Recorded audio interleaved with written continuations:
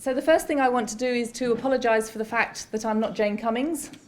Jane Cummings is the Chief Nursing Officer for England and was invited to come and speak here today, and unfortunately isn't able to do so, so has asked me to come here in her place. And actually having Jane, the Chief Nursing Officer, as the lead on the board for people with a learning disability for NHS England actually places learning disability in the right place for NHS England. It's a priority for the NHS England board, and Jane is the embodiment of that. Sadly, she's not able to be here, so you have me. My name is Hazel. I'm Hazel Watson. I work with Jane, and I am the clinical lead for the Learning Disability Programme for NHS England. I'm proud to be a learning disability nurse, and I try and bring those skills and values to NHS England, as other colleagues do, when we're thinking about services for people with a learning disability. So what I want to do this morning is to talk to you a bit about what we're doing, both in NHS England and in partnership with local authority colleagues, to improve services for people with a learning disability. So, bit of national context. There is a massive political focus on services for learning disability at the moment, and so there should be. It unfortunately comes from a fairly poor place. It comes from Winterbourne View and all of the things that we learned from there. But positively, it has engendered a political focus. People are interested politically in what we're doing. So therefore, the government said to the NHS, please will you prioritise learning disability as part of the mandate for this year. And therefore, NHS England have made learning disability a priority in the business plan. So that means that every part of NHS England has got to prioritise what it's doing for people with a learning disability. Quite a lot of the focus, because of where this priority has come from, is on people with a learning disability and complex needs who are still in inpatient units, who are still in hospital. And we know that we have between 2,500 and 3,000 of those people at any one time.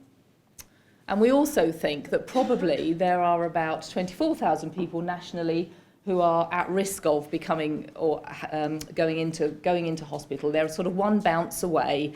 Either the residential placement isn't going well, or families are starting to struggle and services aren't there in order to be able to help and support them.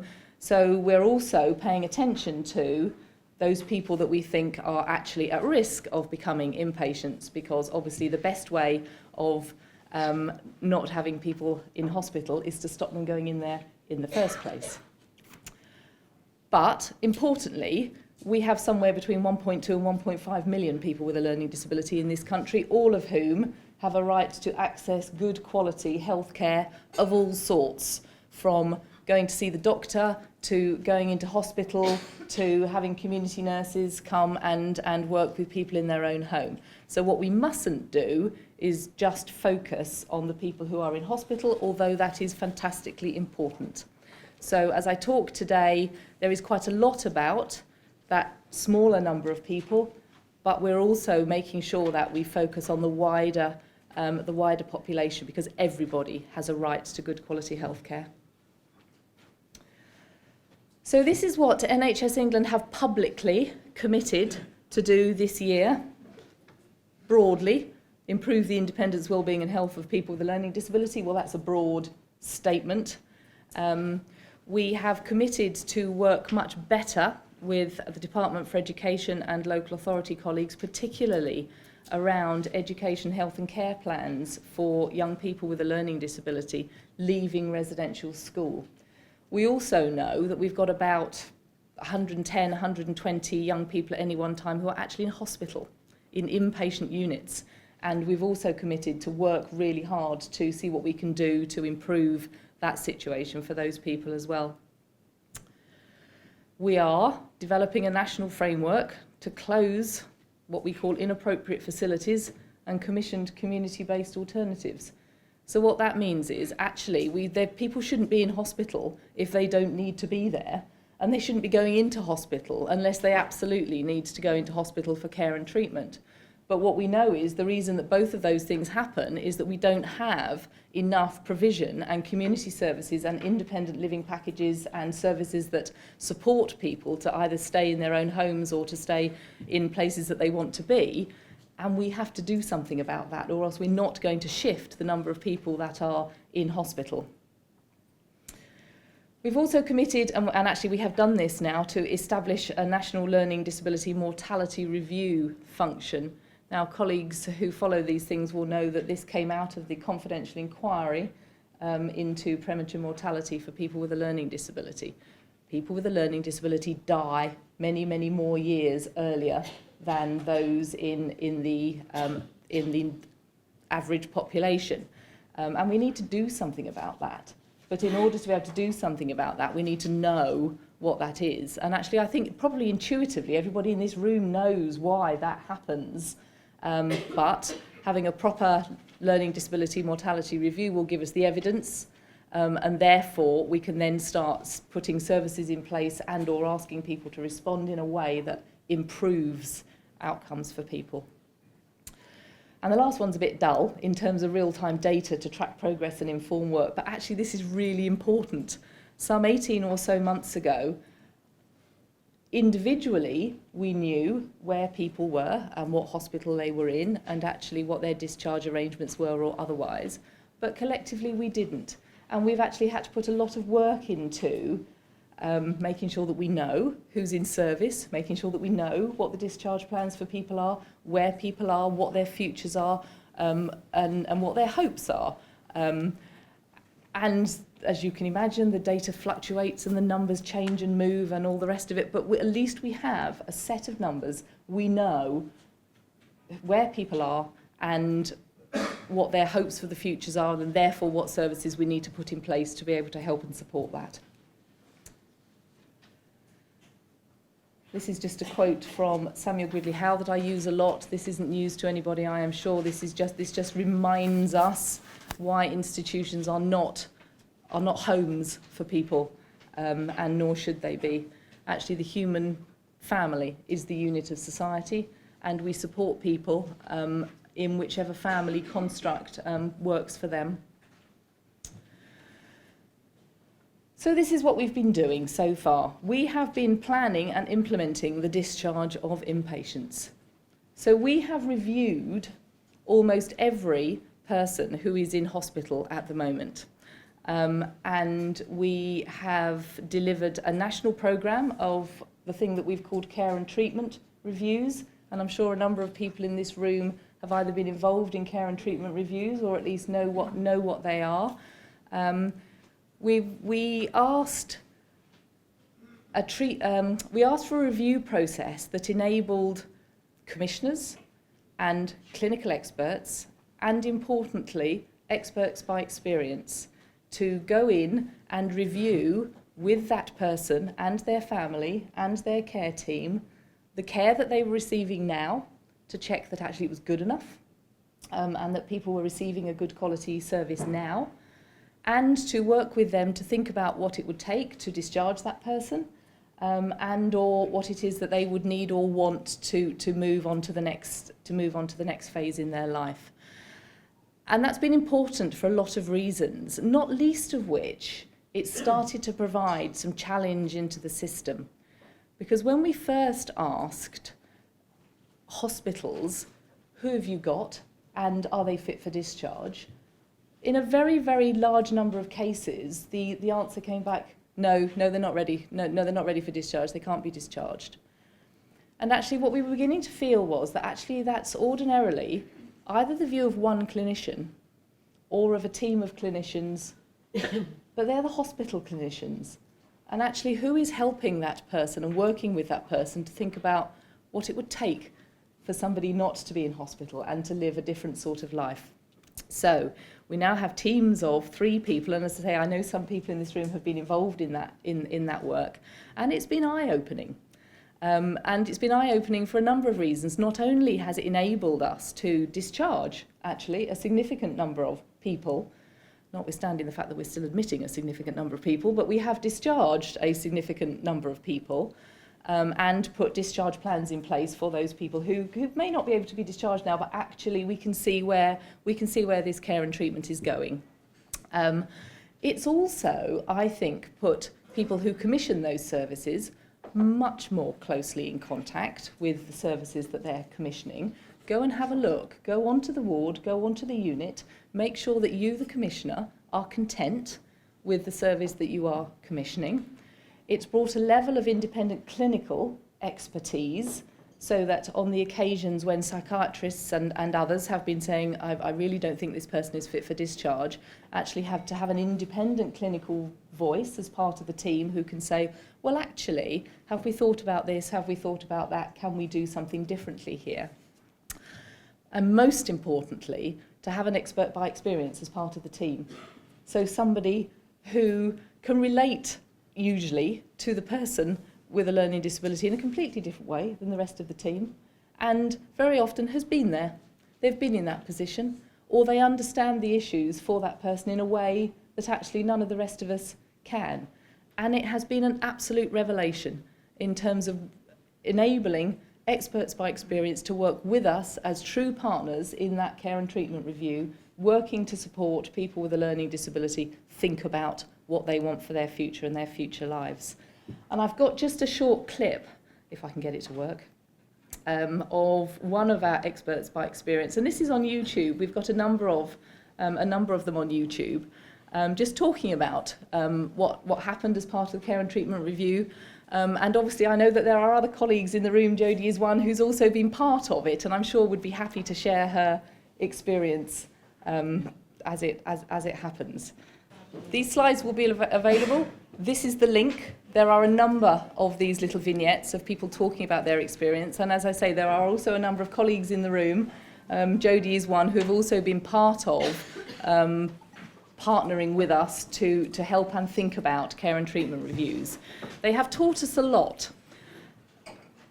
Our challenge now is that obviously we are now getting to a point where we have enabled discharge for people for whom that's been possible, and now we're at a point where we're starting to think, actually, until we have different services and different options available for people, we're starting to find that we're reviewing people, making recommendations, but actually we're not able to move people on in the way that we would like.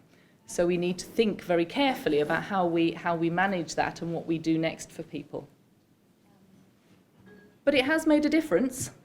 Certainly when we first started care and treatment reviews, we knew we had this number of inpatients, and what we heard was that we had this number of discharge plans in place. Tiny fraction, an embarrassingly small number.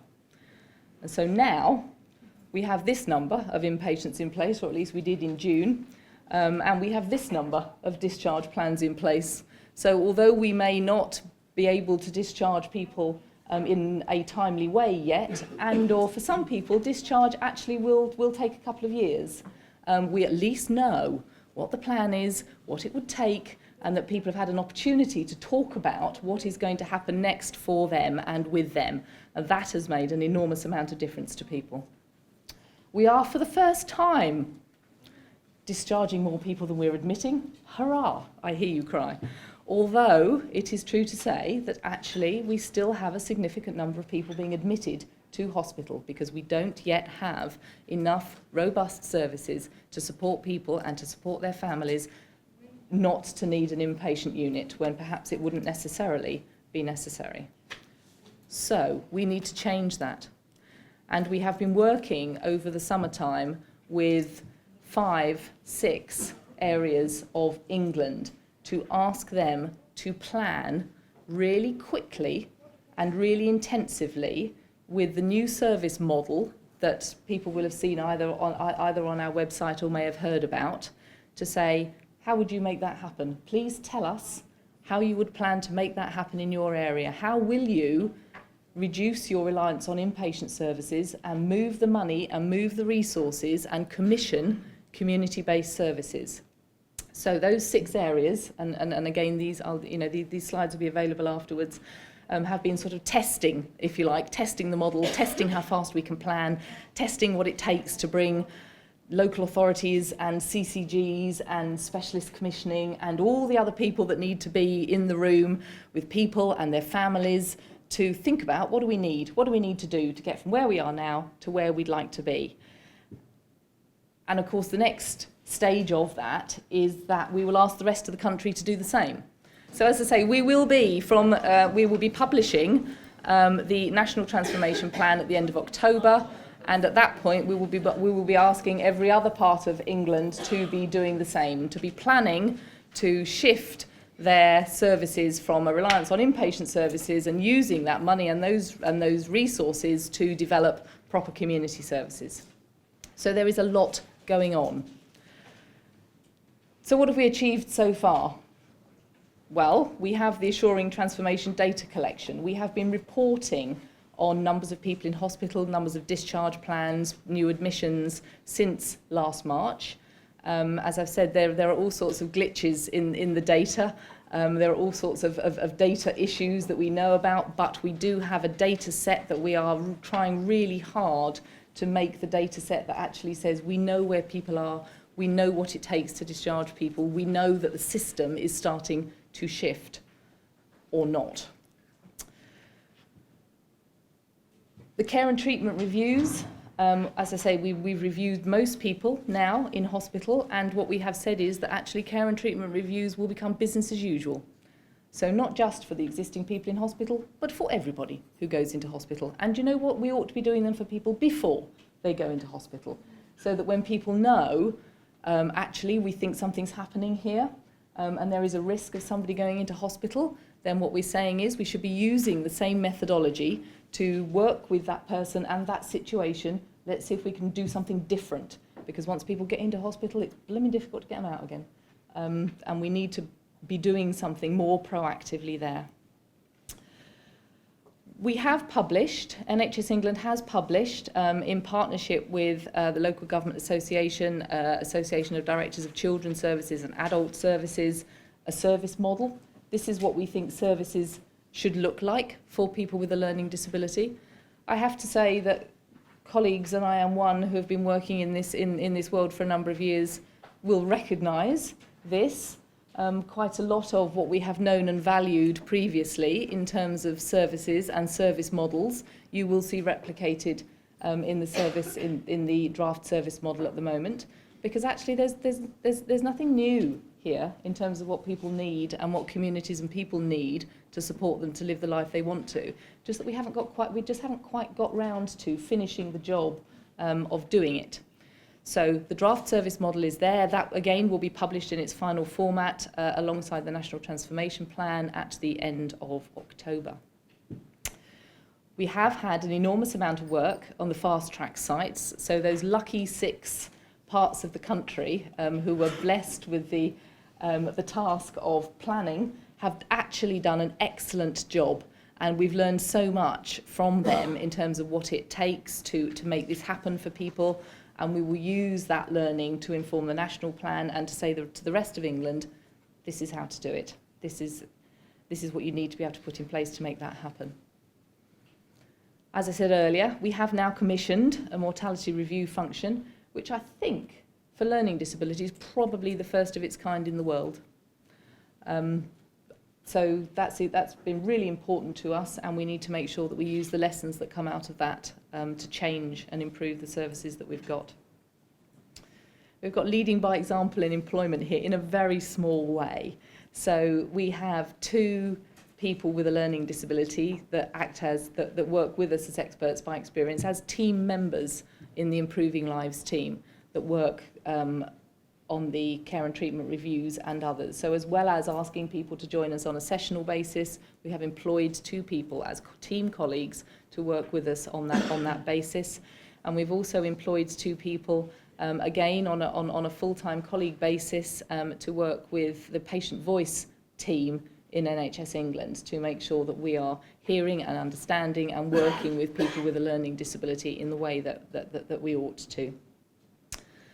And the medicines work, you may or may not have seen a couple of weeks ago, lots and lots of headlines about inappropriate over-medicating people with a learning disability, particularly use of antipsychotic drugs. that's us, that's the NHS, that's doctors, that's nurses. We have to do something about that. So we're working with Helen Bevan and the NHS IQ colleagues to think about how we do something similar. Do you remember there was a call to action on antipsychotic drugs for people with dementia a year or so ago, a couple of years ago, and actually that had an enormous impact, and that changed people's behaviour and it changed people's prescribing behaviour, and we need to do the same for people with a learning disability. We've clearly got lots more to do. As I've said, the fast tracks are supporting the development of the National Transformation Plan. So what we learn from the fast tracks, we're going to be asking the rest of England to do. We need to finalise that and agree it. We need to, thinking about more broad health services, we need to increase the number of annual health checks that people with a learning disability have in this country. This has been a difficult journey for us for a number of years, and we've put a number of things in place to help and encourage our GP colleagues and others to deliver annual health checks, and clearly we've got more to do. So that's going to be that's a priority for us now, and it'll certainly be a priority for us next year. I've talked about the medicines call to action. Again, you will see activity on that in terms of how we support our prescribing colleagues to do things slightly differently. And we're also working on with our diagnostic and screening colleagues to think about how they make their services more accessible to people with a learning disability. So if we think about cancer screening, which is the first screening team that we are working with, they have as much of a responsibility to make sure that they screen people with a learning disability as they do anybody else, and actually how can we help and support them to do that in a way that makes their service accessible. I put this slide up in the answer to the "so how will we know it's going to be different this time?" question, because actually I suspect, certainly I've been here before, and I suspect a number of colleagues have been here before, where there's been a national push on learning disability services and on improving them, and you know, I have also been in that position. The Baked Bean Company came to talk to the NHS England board. They've been to do a presentation to the NHS England leadership team, and they were a star player at Jane's Chief Nursing Officers Conference last year. There is significant senior sign-up to making sure that we make changes and that we get things right for people. And I was asked particularly to think about learning disability nursing. So what does this mean for learning disability nursing? I am a learning disability nurse. This is a profession I'm intensely proud of. I would say, wouldn't I? I think learning disability nursing is actually the purest form of nursing, and actually delivers services and works with people in a way that actually is an exemplar in the nursing world. But the history of learning disability nurses over the last 10 to 15 years hasn't been a good one. We have far fewer now than we had that time ago. And I guess what I want to be talking about today is the fact that what we know about services and what we know about how to improve services actually is that we need more learning disability nurses and not fewer. And Health Education England and Skills for Health and Skills for Care are a partner in our programme, and we are thinking really seriously about roles for learning disability nurses, how we infiltrate learning disability nursing into all parts of particularly the health system to support access, to support people with a learning disability to access the healthcare that they have a right to in a different way. We will still need inpatient services, but we want those inpatient services to be of the highest quality that they can be. And we have a bit of a job of work, I have to say, in some parts of our hospital estate at the moment to make sure that that is so. Of course, we need specialist community services, not just community learning disability team services, but services that work, and I mean no disrespect to colleagues, I've been one myself, evenings, weekends, at the times when people and their families need community and crisis support. Forensic community services, if we think about enabling discharge for people that are still in hospital, we need a significant skill base in the community to help and support those people. And we don't yet have that consistently and universally. And of course, we are going to need many more acute hospital liaison teams, so that we can support people with a learning disability when they go into acute hospital to get their health needs met in the best possible way. And similarly, primary care liaison. Again, we need learning disability nurses and other colleagues in primary care to help and support people with a learning disability access primary care, and to help and support the rest of the health service know how to work with and communicate well with people with a learning disability. And we need them in our mental health services if actually what we're saying is that actually all services need to be able to offer a service to people with a learning disability. Then mental health services also need to make the sorts of reasonable adjustments that we would expect. For those of you who have had the time and the effort to read the 5-year forward view, so this is Simon Stevens, who's the Chief Executive of the NHS, working with Monitor and the TDA and the CQC and other colleagues at national level to think about what does the NHS need to look like for the next 5 years. It's a reasonably easy to read document if you've not had an opportunity to read it yet. Everything that's in there talks about the nursing contribution and actually the value of nurses and nursing, and everything it talks about in terms of prevention and empowering communities and leadership and working with people and person-centred working is absolutely what we do as learning disability nurses. So there is a real framework and grounding for us to be talking about the fact that actually learning disability nursing has a major contribution to going forward. This is a slide that we use a lot. It just promotes the fact that actually nurses have an enormous amount of skill and value to contribute to everybody. We are a force for change. I've always said so. You wouldn't expect any conversation or any talk that Jane Cummings was going to give not to have a slide around the 6 Cs. A significant number of mental health and learning disability organisations use this as a framework. It's a framework that a significant number of nurses use in terms of considering their values and what it means to them and the work that they do, particularly with people with a learning disability. But actually, learning disability nursing is about not just learning disability nursing, working with people is just about working with people and making sure that we do that in the most values-based, rights-based, human relationship way that we possibly can. And just to finish, this is a slide that Jane uses a lot. People will never forget how you made them feel.